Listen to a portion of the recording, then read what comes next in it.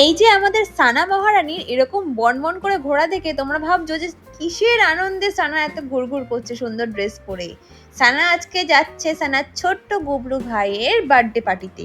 তো চলো যাওয়া যাক। পৌঁছে গেছি, একদম বাড়ির কাছেই ছিল আর কি, দুপুরবেলাতেই অনুষ্ঠানটা ছিল। দাঁড়াও দাঁড়াও, যাওয়ার আগে মা মেয়ের লুকটা একবার তো দেখে যাও কেমন হয়েছে বলো তো। এইবার গিয়ে দেখছি ভাই তো ঘুমিয়ে পড়েছে, আমরা তো খুব তাড়াতাড়ি গেছি সেই দুপুর 3:30-4টের সময়। তো যাই হোক, সবাই খেতে বসে পড়েছে আমাদের জন্য অপেক্ষা করতে করতে। ওখানে কিন্তু কাম্মা ভাই ছিল, ওখানে কিন্তু উর্জ দাদা ছিল, উর্জ দাদার মা বাবা সবাই ছিল। তো সানা গিয়ে বসে পড়েছে খেতে। খাওয়ার মেনুতে কি কি ছিল সবকিছু তোমরা দেখে নিলে।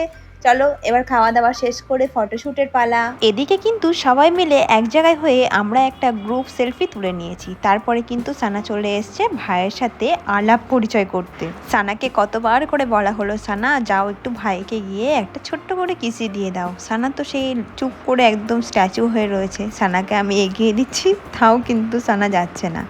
ওদিকে ভাই ব্যস্ত হয়ে পড়েছে তার বাবার কাছে যাওয়ার জন্যে। তো চলো এবার ছোট্ট ছোট্ট পুচকিগুলোর কিছু ফটোশ্যুট করিয়ে নেওয়া যাক।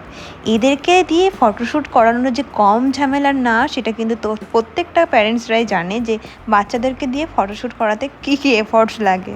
তিনজনের একসাথে ছবি তোলার জন্য অনেক রকম ঘুষ দেওয়া হচ্ছে, বুঝতেই পারছো তোমরা ভিডিওতে দেখে, যে একে লজেন্স দেওয়া হচ্ছে, ওকে একটু লজেন্স দেওয়া হচ্ছে। লজেন্সের আর কি লোভে যদি একটু চুপচাপ করে তিনজন বসে আর কয়েকটা ছবি তোলা যায়, তো খুবই সীমিত কয়েকটা ছবি তোলা হয়েছে। তারপর আমরা টাটা বাই বাই করে বাড়ি যাওয়ার পালা।